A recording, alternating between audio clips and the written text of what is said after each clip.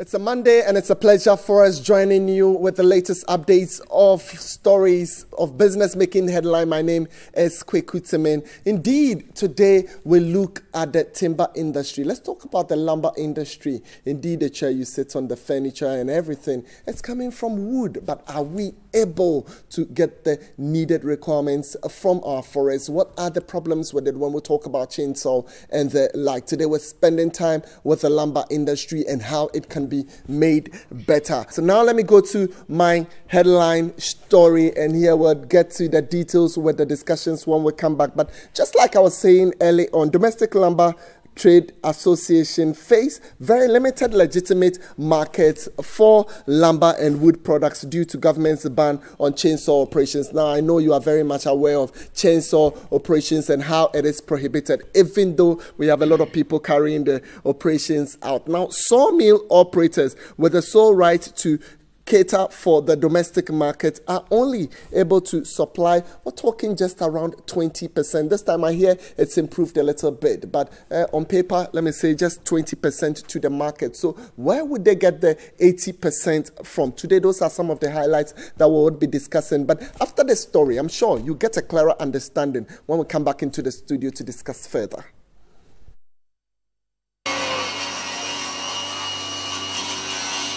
The Domestic Lumber Traders Association, BUSAC, has membership across the country. The association faced challenges which impeded its progress. The lumber traders were not recognized by public sector agencies such as the Forestry Commission, Ministry of Lands and Natural Resources, and the Ministry of Trade and Industry. They don't want to talk to us. They see us as criminals. They don't want to work with us. So we start trying to talk to them. We try to meet them, we don't get them. With the help of BUSAC Fund, we're able to tap them into our system in our research work. And since then, when the VP is coming, and when he comes, we surely think if we want to go by the rules of the VPA, nobody should sell illegal lumber on the domestic market. BUSAC members were also unable to ply their trade on the European market. The need to get the association recognition was key. An advocacy supported by the BUSAC Fund was embarked on, and the results are great. BUSAC, through the advocacy, sensitized members on cooperation, which has strengthened its structures.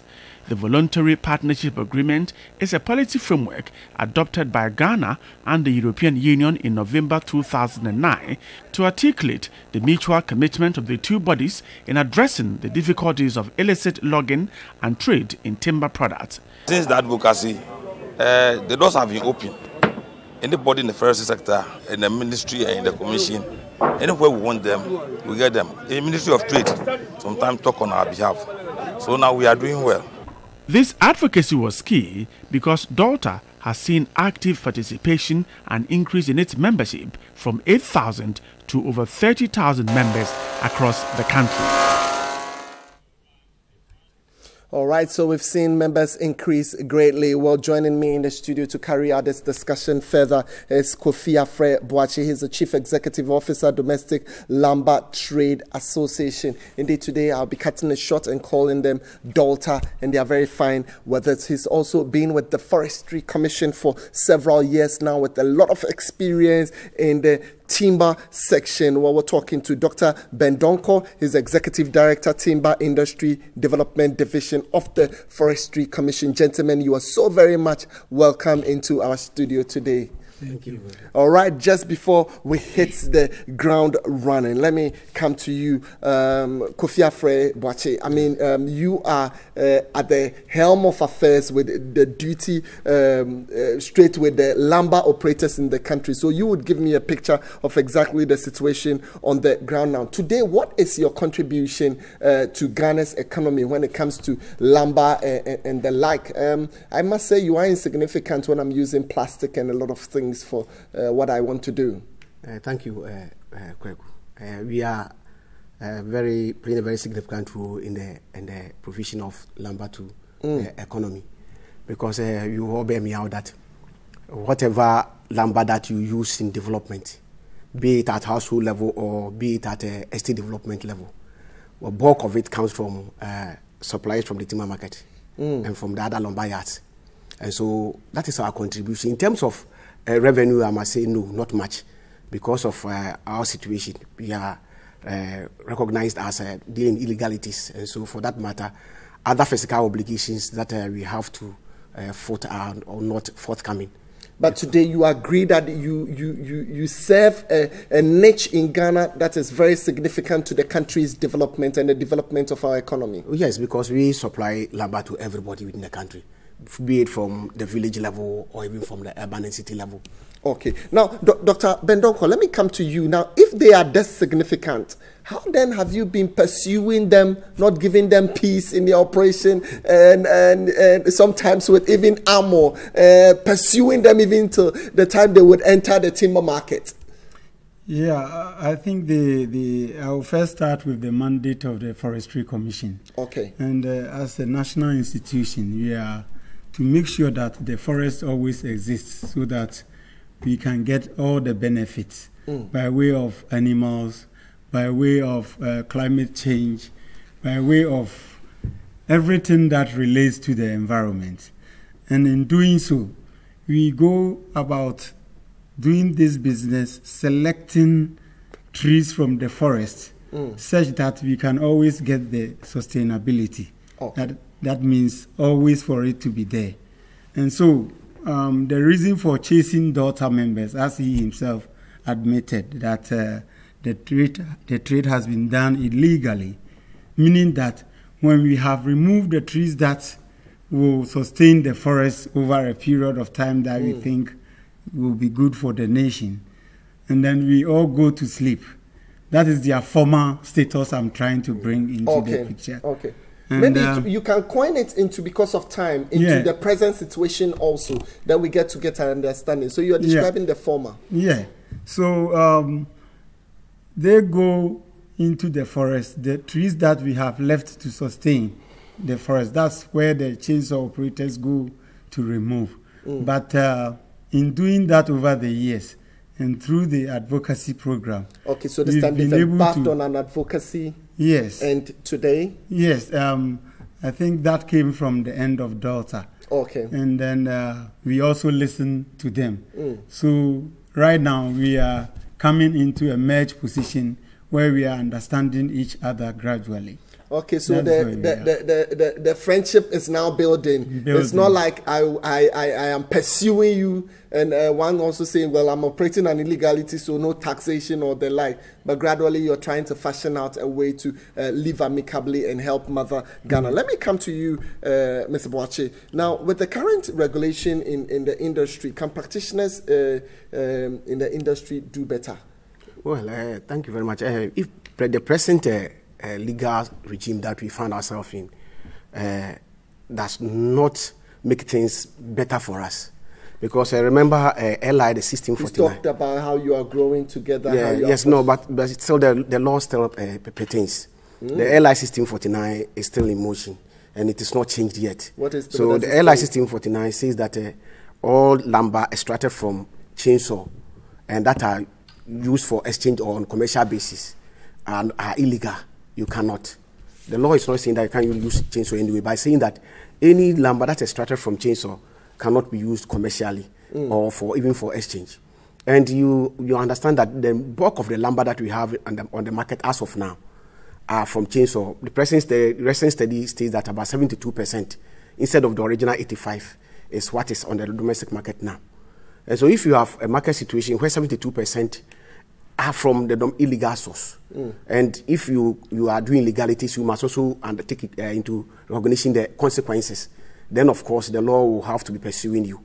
So I cannot say that presently, as we sit here, we are not doing well. Even though we hope and believe that by the end of the discussions, we all come to appreciate some of the interventions that we are putting in place to take care of that situation. Doctor, quite a fragment of the quota they deserve, just about 20, if at most 20 to 30, let me say. Right. How does this favor them? And you sit and override such laws, and it's the reason why they've engaged you. After engaging you, is there any improvements coming up? Yes, are you seeing any change coming up? Is there a success story to tell today? Yeah, I think he himself has alluded to that. That a previous study the percentage utilized on the domestic market of illegal material was about 85%, and it's improved to 72%. Okay. It means they are listening to us, and we are also gradually drawing a position that will put us in a better place for each of us to achieve our objectives. And as he said, there have been several interventions and support from we of the Forestry Commission to them as they went about the BUSAC Fund initiative. And there have been a number of programs that we have embarked upon. We are also trying to create a legal situation in their market through the domestic market policy. And the main things you find there, the first one is the public procurement policy, which is being tabled in cabinet at the moment. We are waiting the approval for it to come out that any public project being embarked upon by way of buildings, the timber you use in there must be legal. This is a very positive direction to create a legal market for them already to tap into. And so once the procurement policy is out, then we expect DOLTA to have that pool of market, because government procurement is about 50 to 55% of the national budget. So you could say that these are some of the rules that the Timber Development Division during the advocacy have just said that they would embark on. So some of them you are highlighting. So apart from this procurement arrangement, is there any other one that you can easily talk about? Yes, to create the market means you must have the goods to supply into. That's right. And so there have been two initiatives there from the side of the Forestry Commission. One is to import lumber, legal lumber, from other countries, because we realize that at this time we don't have enough to supply the country. The second initiative is that those who are legally having access to certain forests, we call it timber utilization contracts. We are also trying to go into an advocacy program with them to understand that the material allocated to them, they are only able to take maybe maximum 50%. So the rest that is left in the forest, it even goes to destroy the forest composition. So we are trying to engage them not through any tough means, forcing them to give out what is in the forest. So we are engaging them to understand, to supply that legal material to the domestic market.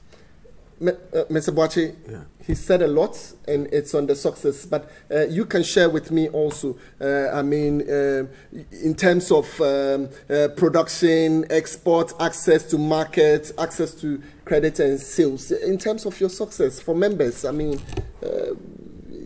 do you see any light ahead of the tunnel? Oh, yes, I wouldn't say the future is gloomy.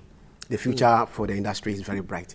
Unlike previously, we were not understanding the Forestry Commission because we were too much thinking about our livelihood improvement. That is why maybe we were not even seeing eye to eye with them. But then on this BUSAC program, where we were given a lot of support to do advocacy and undergo advocacy training, which even resulted in traveling outside of the country with the Forestry Commission and some of the other tropping boss. We came to terms with the realities when we went to British Guyana, that at least for once, for the Forestry Commission, government, and we, the sellers, can come together because we have common interest. If the forest is not there, the commission is not there. If the forest is not there, we are also not there because we are also not there. So then the sustainability of that forest resource should be a prime concern to all of us. And it is something that we have been pursuing since that time. It's one of the, in fact, major key outcomes of the project that we did with BUSAC Fund, which has resulted in a recognition, being recognized as a worthy partner and collaborator, which was not existent previously. So then back to your question, yes, with all these interventions that Doc has spoken about, we believe that when even the VPA comes on stream, where we are enjoined by virtue of the agreement to trade in legal timber, of course, then the future is bright, because then the risk factor, if you are not getting credit from the banks, as of now, because the banks perceive us as unworthy because our credit risk rate is very high, But if you are selling legal timber, and the banks are aware that you are getting from a legal source, they'll be able to deal with you, and the risk factor is minimal. I fear some of your members would not want to conform, so they have pulled out of the association even. Is that the situation? No, not at all. We are rather even increasing with our membership, because now, when we entered into that, we had the support from BUSAC. We were operating at just for 4 regions in Ghana. Our membership was around 80,000 or 100,000 or so.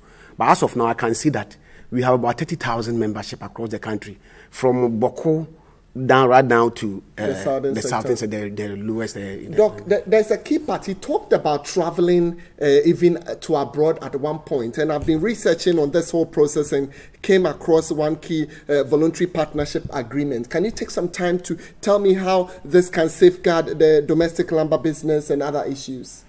Yeah, I think because of the level of illegality, it came to a point in time, that was somewhere 2008, when the government of Ghana and the European Union market agreed that from a date that we say, let's start from here, we are on the go. That's right. Which is very soon coming on board, maybe by the next quarter, first quarter of 2016. Yeah, that's 2016, pretty early. Yeah. Yeah, we are rolling out the program. What it says is that no more illegal lumber supplies into the European Union. Then we said, wait a minute, when we were about to sign the agreement, I think the bulk of the problem is with the domestic market. So we have to add it to the agreement, so that as we supply legal lumber to the European Union, we must also do same at home. That's right. And so that's where the heat started with my daughter friends. And then they realized that, no, we have to come to a table to and just fashion out all the disagreements and agree on certain issues. So getting them to supply legal lumber or sell legal lumber is part of the VPA agreement. Okay. Now, today I'll quickly want to, just before we go, I have just a minute and something. So let's talk about the public-private agreement. You from the public sector, engaging them private. How beneficial has it been, in your opinion? And the question should be shared between the two of you. So in your opinion, has this been beneficial? Are we on course to something that will be good for the economy? Yes. The statistics will tell you 85 to 72 now is quite an achievement, because it was really a bad situation. And so we trying to leave future generations with more valuable and better wildlife resources than we inherited, which is our mission or vision. I think the goal of working together with the private sector to understand our mandate and work situation is quite a profitable thing to engage in.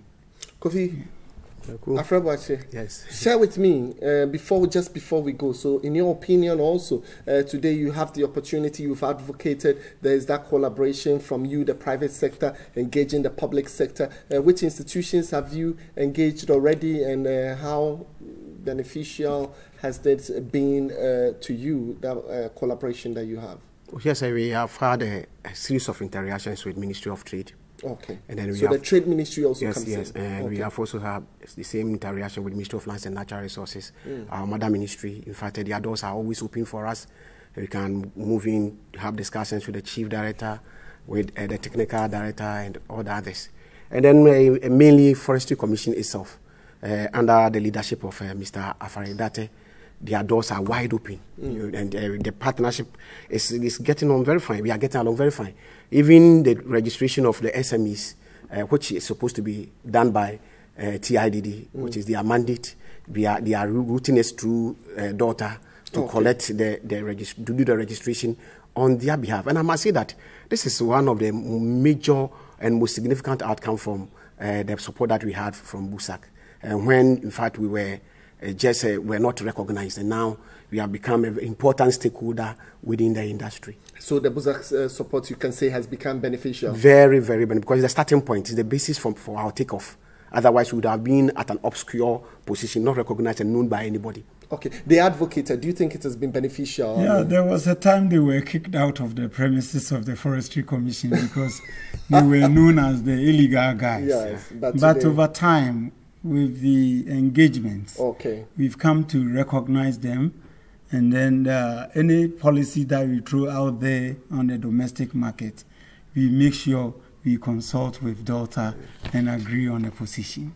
The amazing part is we make sure that we bring the businesses together, and we are excited about the harmony that is between the two bodies now. Let me just not go detail, but let me say the public and then the private sector growing up to ensure that our economy grows. And we wish you well, even with your trade with the European Union. I've been speaking to Kofi Afreboachi. He's the Chief Executive Officer of the Domestic Lumber Trade Association. You can call them DOLTA. And then we've also had Dr. Ben Donko, Executive Director, Timber Industry Development Division of the Forestry Commission. Gentlemen and gentlemen, thank you very much for joining us.